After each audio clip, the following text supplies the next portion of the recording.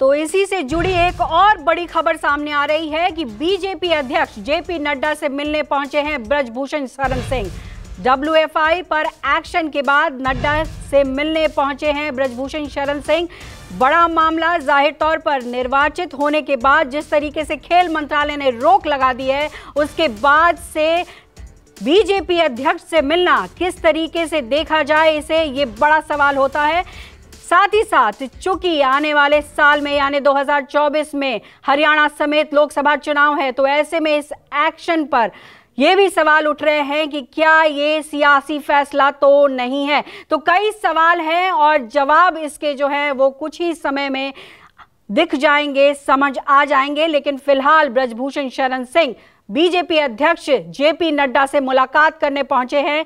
किस तरीके से बात होती है, क्या बात रखी जाती है, ये तमाम बातें इस वक्त जो है काफी ज्यादा अहम है, क्योंकि रोक लगाया गया है और रोक लगाने के बाद से और इसी बीच गीता फोगाट ने भी ट्वीट किया है। गीता फोगाट ने खेल मंत्रालय ने भारतीय कुश्ती संघ को निलंबित किया, भले ही देर से, पर एक उम्मीद की किरण जरूर जागी है कि पहलवानों को इंसाफ मिलेगा। तो ये ट्वीट गीता फोगाट की तरफ से दिखाई पड़ रहा है। जिस तरीके से एक्शन लिया गया है, जाहिर तौर पर खिलाड़ियों का ये ट्वीट सामने आएगा। साथ ही साथ राजनीति जगत से भी ट्वीट होने लगी है और भी खबर आ रही है। और जिस तरीके से ट्वीट आप सामने देख सकते हैं, प्रियंका चतुर्वेदी ट्वीट कर रही हैं, बेशर्मी की हदें पार करने के बाद चलो कुछ तो लाज और शर्म महसूस हुई। यानी वार अब शुरू हो गया है, राजनीतिक वार सीधे तौर पर दिखाई देना शुरू हो गया है।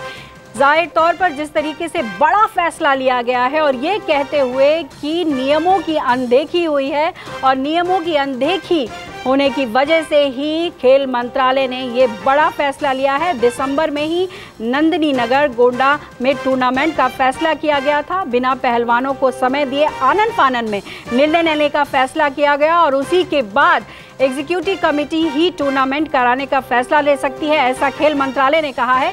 इसी की बैठक में सेक्रेटरी जनरल को शामिल नहीं किया गया, ये भी कहा गया। साथ ही साथ निर्णय में WFI के क्लॉज 3E की अनदेखी की गई। तो ये कई ऐसे चीजें हैं जिसके तहत खेल मंत्रालय ने ये एक्शन लिया है और इसके बाद जो है सस्पेंशन का ऑर्डर दिया है, यानी निलंबन का ऑर्डर दिया है। लेकिन इसी को लेकर के ये माना जा रहा है कि ब्रजभूषण शरण सिंह जेपी नड्डा से मुलाकात करने गए हैं।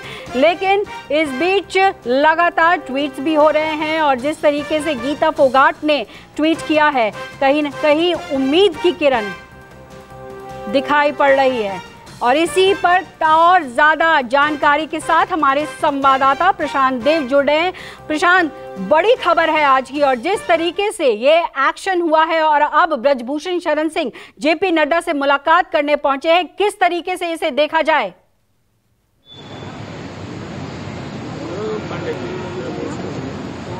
देखिए, कार्रवाई तो खेल मंत्रालय ने की, लेकिन मुलाकात कर रहे हैं ब्रजभूषण शरण सिंह पार्टी अध्यक्ष जेपी नड्डा से।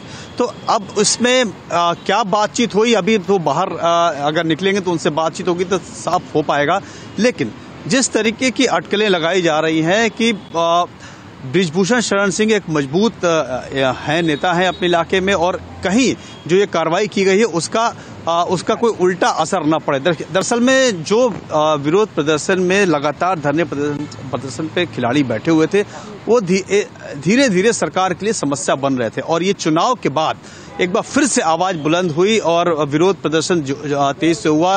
अपने अवार्ड वापस किए गए, साक्षी मलिक ने इस्तीफा दे दिया खेल से। तो इसका असर जो है, जाहिर सी बात है कि राजनीतिक असर भी इसका पड़ता और बीजेपी पे, चूंकि अब बिल्कुल सीधे सीधे चुनाव के मैदान में बीजेपी को जाना है, तो इसका असर कहीं जिस तरीके से आवाज बुलंद हुई थी, फिर चुनाव के बाद लगातार खिलाड़ियों का रोष दिखाई पड़ा। ऐसे में खेल मंत्रालय का ये जो फैसला आया है, बेशक ये कहा जा रहा है कि नियमों का उल्लंघन हुआ है, इस वजह से ये फैसला लिया गया है, लेकिन प्रशांत, सियासी मायने भी निकाले जाएंगे। अगले साल हरियाणा में भी चुनाव है और लोकसभा में भी चुनाव है, किस तरीके से देखा जाए? after the election got conducted on 21st of December. देखिए बिल्कुल सियासी मायने निकाले जाएंगे, क्योंकि एक तरफ तो ये कार्रवाई करके उन खिलाड़ियों को संतुष्ट करने की कोशिश की गई है, दूसरी तरफ ऐसा लगता है कि जो पार्टी स्तर पर जेपी नड्डा उनसे मुलाकात करके ये समझाने की कोशिश कर रहे हैं कि थोड़ी देर में सब कुछ शांत हो जाएगा तो मामला ठीक हो जाएगा। क्योंकि सरकार की तरफ से कहा जा रहा है कि जो फैसले लिए गए, कुश्ती महासंघ को पूरा निलंबन नहीं किया, उनकी कार्यकारिणी जो उनके काम है वो काम लेने की क्षमता जो है उसको निलंबित किया गया है। तो इस तरह की कुछ तकनीकी बात भी है, तो दोनों ही स्तर पर मैनेज करने की कोशिश की जा रही है। ऐसा समझ में आ रहा है कि चूंकि बृजभूषण शरण सिंह अपने इलाके में मजबूत नेता है, प्रभाव डालते हैं, तो इसका असर चुनाव पे पड़ सकता है, वो भी नाराज न हो।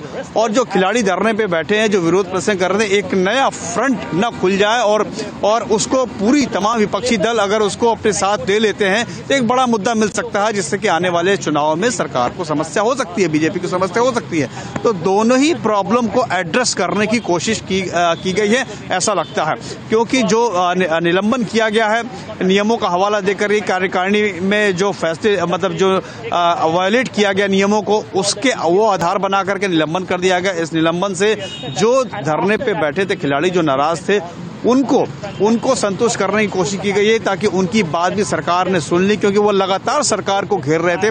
इसके पहले भी जब बैठे थे, सरकार ने कमेटी बनाई थी, बावजूद उसके उनको संतुष्टि नहीं मिली, उन्होंने कहा कि नहीं दोबारा वो धरने बैठे। तो सरकार बीजेपी नहीं चाहती कि कोई ऐसा फ्रंट खुले ऐसी सिचुएशन में, जब सब कुछ ठीक ठाक चल रहा है, विपक्ष 3 राज्यों में भारी जीत की है, तो विपक्ष जहां कमजोर पड़ रहा है, कोई ऐसी ताकत, कोई ऐसा हथियार विपक्ष के हाथ में ना जाए जिससे कि इनको खामियाजा भुगतना पड़े। कोई नया फ्रंट खुले बिना मतलब कोई नया फ्रंट नहीं खोलना चाहती, तो उसको एडजस्ट करने की कोशिश की गई। कहीं से भी डंड पड़े, क्योंकि आने वाला समय चुनाव का है। बहुत बहुत शुक्रिया प्रशांत, नजर बनाए रखिएगा। तो बढ़ते हैं अगली खबर की ओर।